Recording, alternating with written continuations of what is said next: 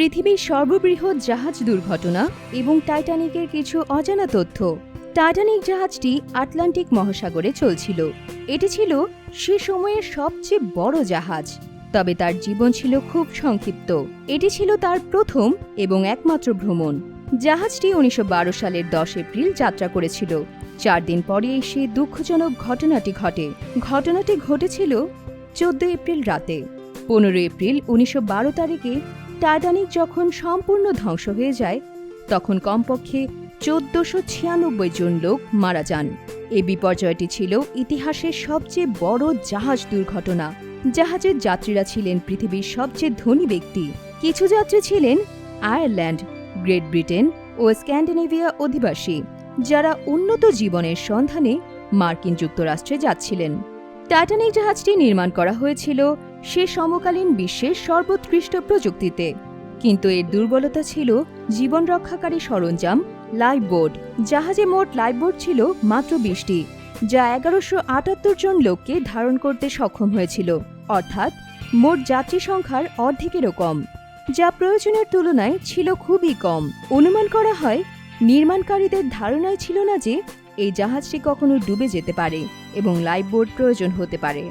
Titanic নির্মাণে একটি অত্যন্ত মজার ব্যাপার ছিল। সেটি হল জাহাজে একটি পেরেক পুঁততে ৫ জন লোকের ৪ মিনিট সময় লাগার কথা।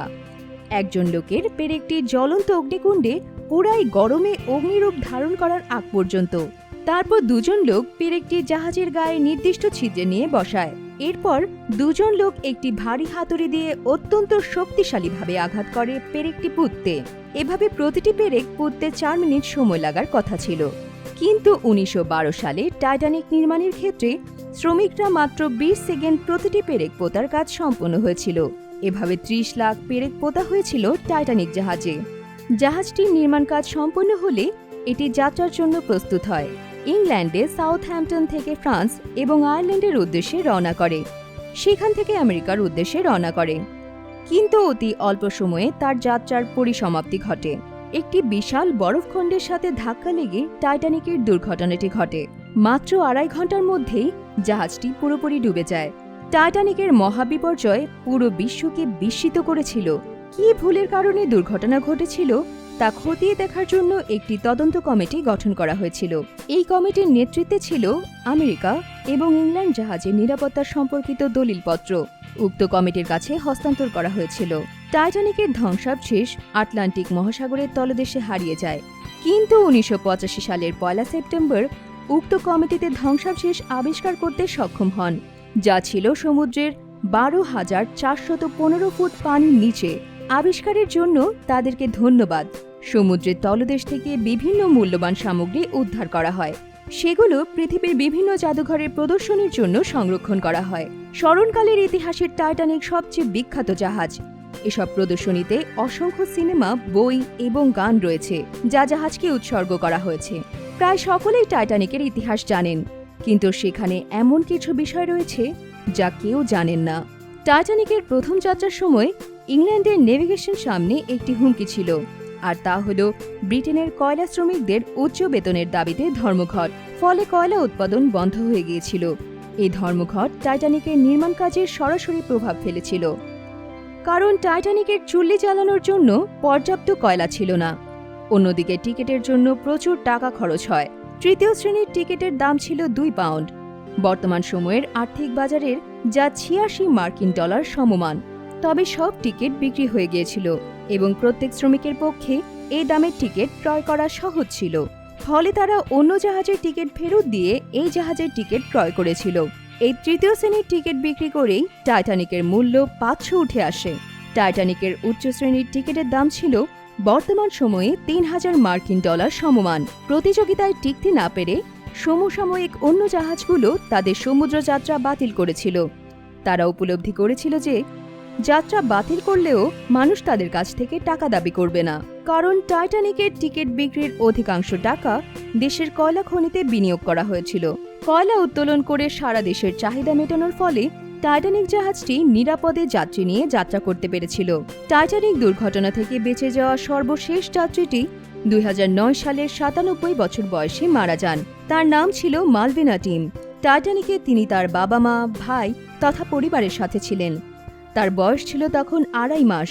ওই জাহাজের তিনিই ছিলেন সর্বকনিষ্ঠ বয়সের যাত্রী। তার পরিবার ইংল্যান্ডের সমস্ত সম্পত্তি বিক্রি করে গিয়েছিল।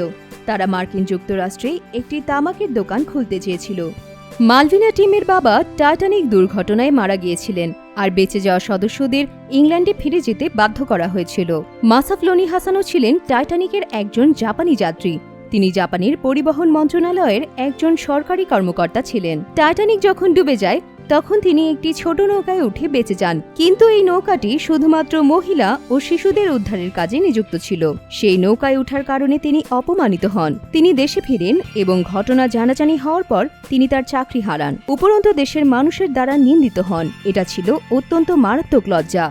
পরবর্তীতে যখন টাইটানিক চলচ্চিত্র মুক্তি পায় তখন মাসাফ লোনি পরিবার তাদের স্বজনদের এই গর্হিত কর্মের জন্য ক্ষমা চেয়ে একটি চিঠি প্রকাশ করেন।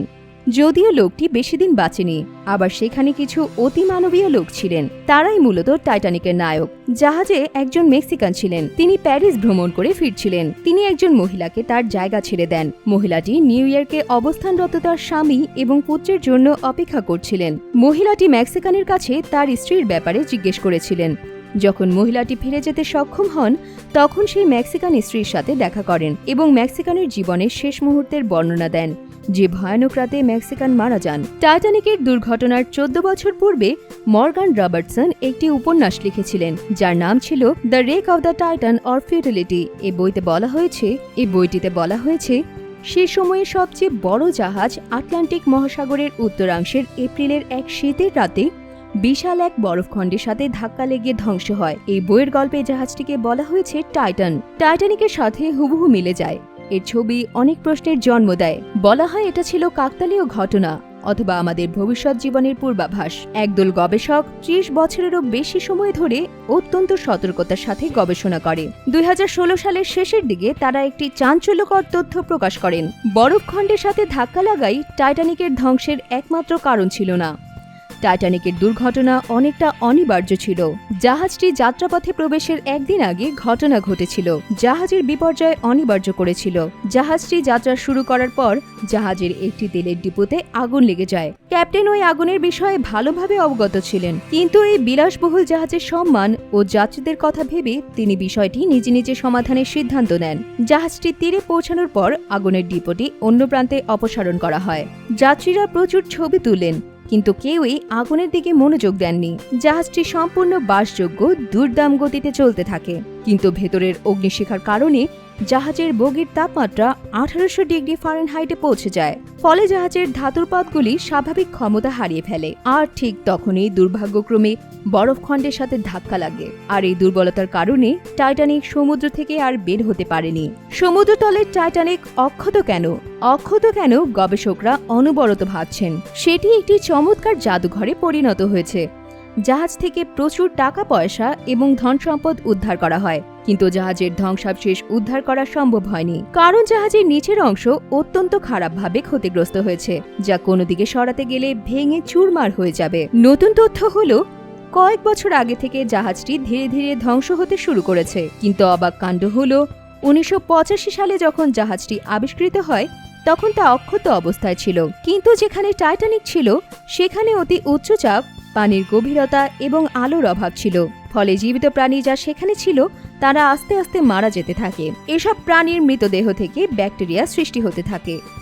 কয়েক বছর আগে থেকে ব্যাকটেরিয়া টাইটানিক ধাতব দেহাবশেষ খেতে শুরু করে এবং টাইটানিকের অবস্থানের অদূরে একটি বজ্রস্তূপে পরিণত হচ্ছে, যা সমুদ্র অচিরে গ্রাস করবে। অবাক কাণ্ড হলো এটা কি ব্যাকটেরিয়া তা এখনো কেউ আবিষ্কার করতে পারেননি, যার ফলশ্রুতি হলো টাইটানিকের ধ্বংসাবশেষ আর কোনোদিনই উদ্ধার করা সম্ভব নয়। টাইটানিকের এই মহাবিপর্যয়ের ঘটনা থেকে আপনি নতুন কি জানতে পারলেন কমেন্ট করে আমাদের জানান। ভিডিওটি ভালো লাগলে লাইক করুন এবং এরকম আরও ভিডিও পেতে আমাদের চ্যানেলটি সাবস্ক্রাইব করুন।